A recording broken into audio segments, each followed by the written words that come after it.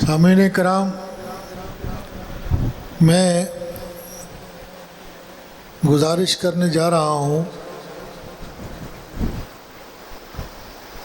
صاحبزادہ سید محمد بلال عبدالرسول سہروردی دامت برکاتہم العالیہ سے کہ وہ اپنے خیالات کا اظہار فرمائیں۔ ان کی آمد سے پہلے استقبال کیجئے۔ نعرہ تکبیر، آخر تک آواز آنی چاہیے۔ نعرہ تکبیر، نعرہ رسالہ، نعرہ تحقیق، نعرہ حیدری، حیدری، حیدری۔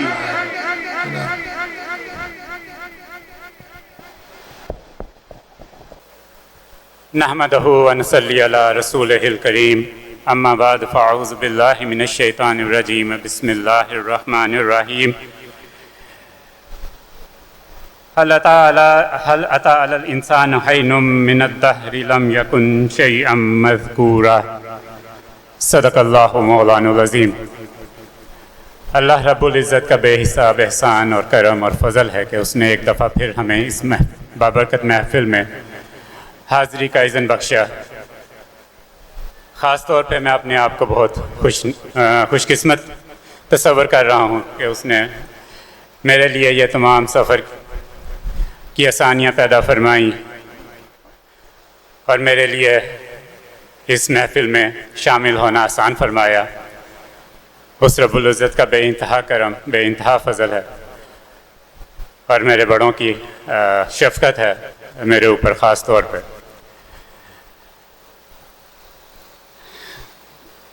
سورہ دہر کی پہلی آیت کی تلاوت کا شرف حاصل کیا۔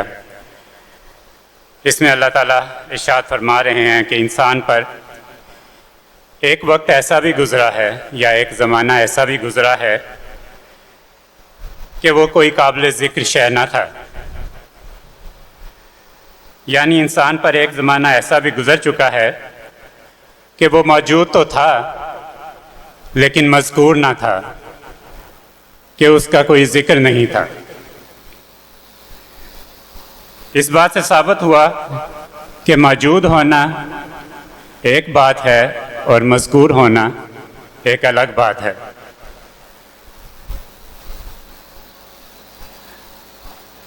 ہزاروں لوگ، ہزاروں ہستیاں ایسی گزر چکی ہیں کہ جو اب ہم میں ظاہری طور پر موجود نہیں ہیں لیکن روحانی طور پہ موجود ہیں۔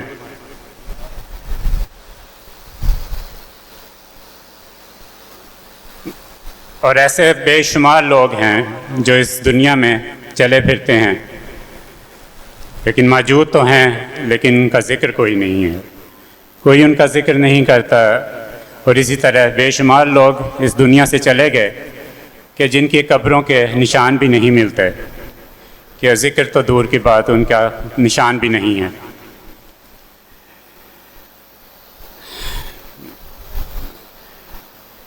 تو ایسے لوگ جیسے کہ حضرت قبلہ ابو الفیض قلندر علی سہروردی رحمہ اللہ تعالی، کہ جو آج تک اپنے عمل سے ایسے وہ اللہ کے ذاکر ہوئے کہ آج تک مذکور ہیں، آج تک ہمارے دلوں میں زندہ ہیں اور روحانی طور پر ہمارے بیچ میں موجود ہیں۔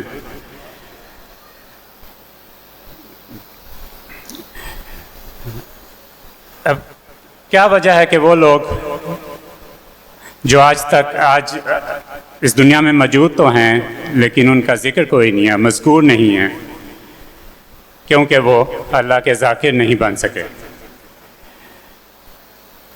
تو جو اللہ کے ذاکر ہو جاتے ہیں، اللہ ان کو اپنے ذکر کے انعام اور صلے میں مذکور کر دیتا ہے، اور جب اللہ کسی کو مذکور کرتا ہے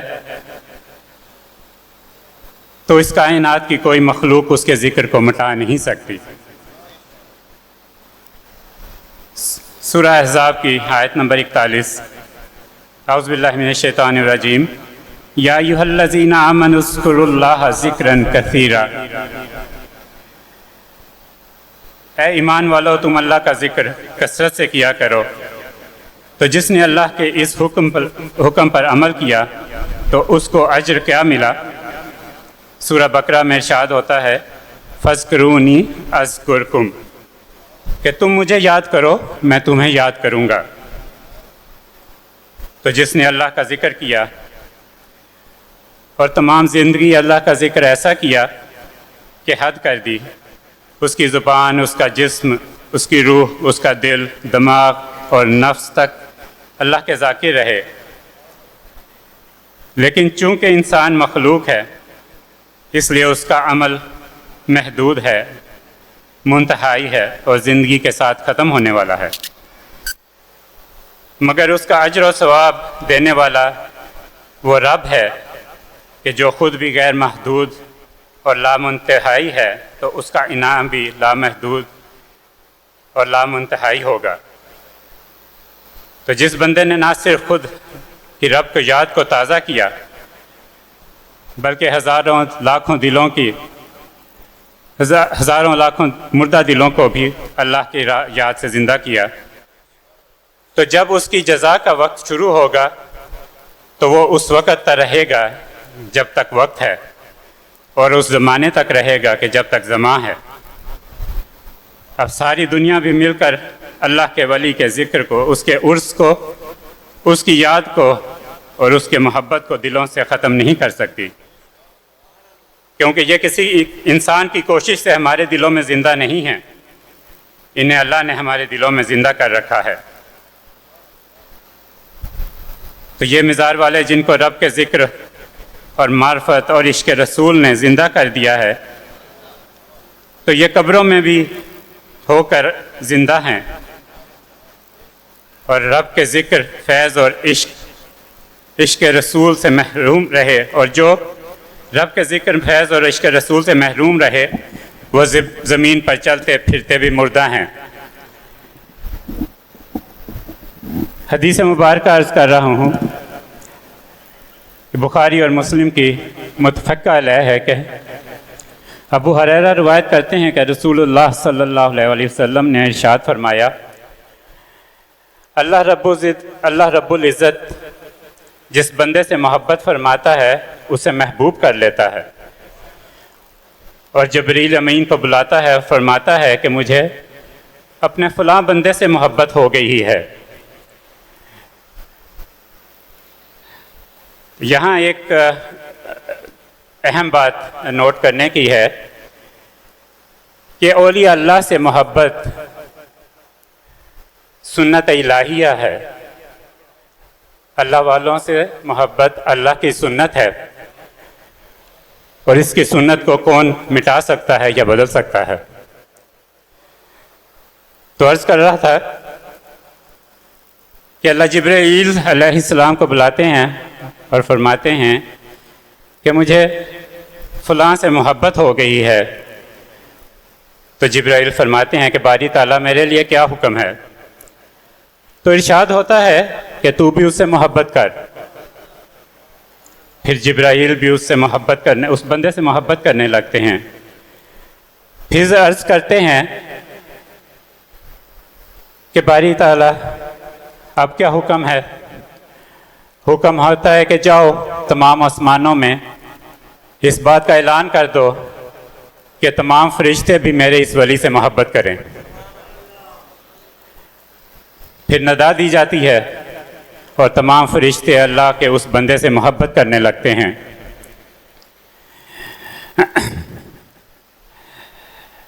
یہاں ایک اور بات نوٹ کر لیں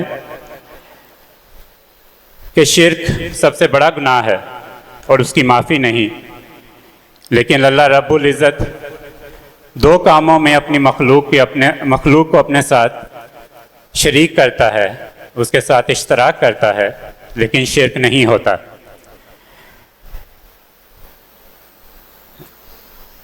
ایک تو یہ کہ اللہ رب العزت آقا صلی اللہ علیہ وسلم پر درود و پاک پڑھنے میں اپنے فرشتوں کو اور اپنے بندوں کو اپنے ساتھ شامل کرتا ہے۔ ارشاد ہوتا ہے ان اللہ ان اللہ و ملائکاتہ یصلون علی النبی یا ایھا الذین آمنوا صلوا علیہ وسلموا تسلیما۔ اور دوسرا اپنے محبوب بندوں کے ساتھ محبت کرنے میں اپنے ساتھ مخلوق کو شامل کرتا ہے، لیکن شرک نہیں ہوتا، اشتراک کرتا ہے۔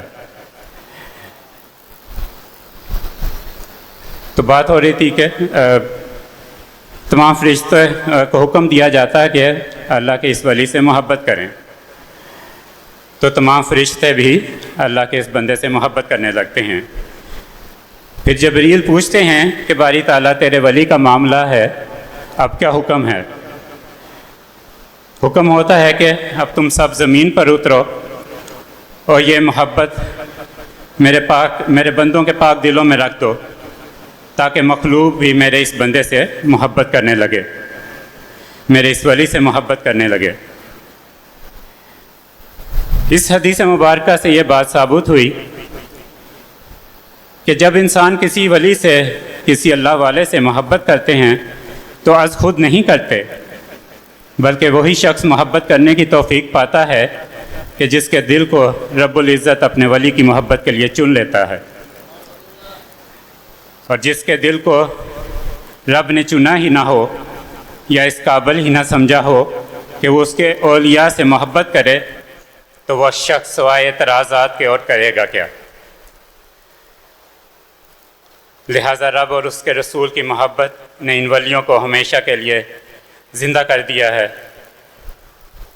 دعا ہے کہ اللہ رب العزت ہم سب کو بھی اپنے محبوب صلی اللہ علیہ وآلہ وسلم اور اپنے اولیاء کرام کی محبت میں جینے اور مرنے کی توفیق عطا فرمائے، آمین۔ ایک چھوٹی سی بات، ایک تلقین ہے کہ آج کل کے دور میں جو ایک دور ایسی مصروفیت کا چل رہا ہے ایک دنیاوی لحاظ سے، کہ ہم اللہ کی یاد کو اپنی نمازوں کو بھلا بیٹھے ہیں، دوسری چیزوں کو نمازوں پہ فوقیت دی جاتی ہے، اور پھر اعتراض اس چیز پہ ہوتا ہے کہ ہماری ضروریات پوری نہیں ہوتی، ہماری مشکلیں آسان نہیں ہوتی، بیماریاں ہیں، پریشانیاں ہیں۔ تو درخواست اسی چیز کی ہے کہ اپنے گھروں میں نمازوں کو قائم کریں، اپنے بچوں کو نمازوں کا پابند بنائیں، خود بھی نماز پڑھیں اور اپنے بچوں کو بھی تلقین کریں، اور یاد رکھیں کہ وہ نصیحت کبھی بھی اثر نہیں کرتی کہ جس پہ آپ خود عمل نہ کر رہے ہوں۔ آپ بچوں کو کہیں گے نماز پڑھیں، آپ خود نہ پڑھ رہے ہوں تو کبھی بھی وہ بچے نماز کی طرف نہیں آئیں گے۔ جامع ترمذی کی ایک حدیث عرض کرتا ہوں کہ حضرت انس بن مالک سے روایت ہے کہ حضرت انس نے حضور صلی اللہ علیہ وسلم سے پوچھا کہ آقا کہ آپ شفاعت کریں گے؟ حضور صلی اللہ علیہ وسلم نے کہا کہ ہاں ضرور کروں گا۔ تو حضرت انس نے پوچھا کہ حضور میں آپ کو کہاں پہ تلاش کروں، روز محشر میں آپ کو کہاں پہ تلاش کروں؟ حضور صلی اللہ علیہ وسلم نے فرمایا کہ میں پل صراط کے پاس ہوں گا اور اپنی امت کو پل صراط سے گزرتا ہوا دیکھ رہا ہوں گا۔ اب جو ہماری حالتیں ہیں، کیا ہم اس قابل ہیں کہ پل صراط سے گزر سکیں؟ ہمیں اپنے جزا اور سزا کا اور عذاب کی اگر پرواہ نہیں ہے تو اسی بات کا خیال کر لیں کہ حضور صلی اللہ علیہ وسلم کے قلب اطہر پر کیا گزرے گی کہ جب وہ اپنی امت کو پل صراط سے گرتا ہوا دیکھیں گے۔ حضرت انس نے پھر ارشاد فرمایا کہ اللہ کے رسول اگر میں نے آپ کو وہاں نہ پایا تو پھر میں کہاں تلاش کروں آپ کو؟ حضور نے فرمایا کہ میں میزان پہ ہوں گا، اپنی امت کا نامہ اعمال تلتا ہوا دیکھ رہا ہوں گا۔ پھر اس بات کا خیال کریں کہ حضور کے دل اطہر پر کیا گزرے گی کہ جب دیکھیں گے کہ ہے تو میرا امتی لیکن اس کے پلے کچھ نہیں، اس کے نامہ مال میں کچھ نہیں اور اس کو گھسیٹا جا رہا ہے جہنم کی طرف۔ حضرت انس نے پھر ارشاد فرمایا اگر میں آپ کو وہاں نہ پاؤں تو حضور نے فرمایا کہ میں حوض کوثر پہ ہوں گا۔ حساب و کتاب کی سختیوں کے بعد اپنی امت کو جام کوثر کے جام بھر بھر کے پلا رہا ہوں گا۔ اس میں کوئی شک نہیں کہ حضور کی شفاعت حق ہے، اولیاء اللہ کی شفاعت حق ہے اور اس کا منکر گمراہ ہے، لیکن کچھ چیزیں اپنے بلبوتے پر بھی ہونی ہیں۔ کچھ اپنے پلے ہوگا تو ہی حضور کی شفاعت کے قابل ہوں گے، اولیاء اللہ کی شفاعت کے قابل ہوں گے۔ تو فکر اس بات کی کرنی ہے کہ اس پیر خانے سے جڑے رہیں، ہمارے بڑوں کے جو تعلیمات ہیں ان پر عمل کریں، اپنی نمازوں کو درست کریں، نمازوں کو پابندی سے ادا کریں، حضور علیہ الصلاۃ والسلام کی سنتیں پوری کریں، جہاں تک ہو سکتا ہے حضور کی سنتوں کو پورا کریں، اپنی زندگی میں حضور کی سنتوں کو داخل کریں۔ حضور کیسے کھاتے تھے، کیسے پہنتے تھے، کیسے بیٹھتے تھے، کیسے چلتے تھے، کیسے بولتے تھے، تو اس چیز کی بہت ضرورت ہے ہماری زندگیوں میں، خاص طور پہ آج کل کے دور میں۔ اپنے اخلاق کو اچھا کریے۔ حدیث مبارکہ ہے کہ حضور صلی اللہ علیہ وسلم سے پوچھا گیا کہ میزان میں سب سے بھاری عمل کون سا ہوگا؟ حضور صلی اللہ علیہ وسلم نے فرمایا کہ حسن خلق، اپنے اخلاقوں کو بہتر کرو۔ نہیں فرمایا کہ روزے، زکوٰۃ، حج، نمازیں، حضور نے فرمایا سب سے بھاری عمل میزان پہ حسن خلق ہوگا۔ تو اب اپنی ہم حالتیں دیکھ لیں کہ کوئی بات کر کے جائے کہاں، کہ جب تک اس کو 3 4 گنا 10 گنا جواب نہ دے لیں تو تسلی نہیں ہوتی۔ تو اللہ تعالیٰ سے التماس ہے، اللہ تعالیٰ کے حضور دعا ہے کہ ہمیں اپنی زندگیوں کو بہتر بنانے میں ہماری مدد فرمائے، ہمیں اپنے نفس پر قابو کی توفیق عطا فرمائے اور شر نفس اور شر شیطان سے ہمارے بچوں کو، ہمارے گھر والوں کو محفوظ فرمائے۔ وما علینا الا البلاغ۔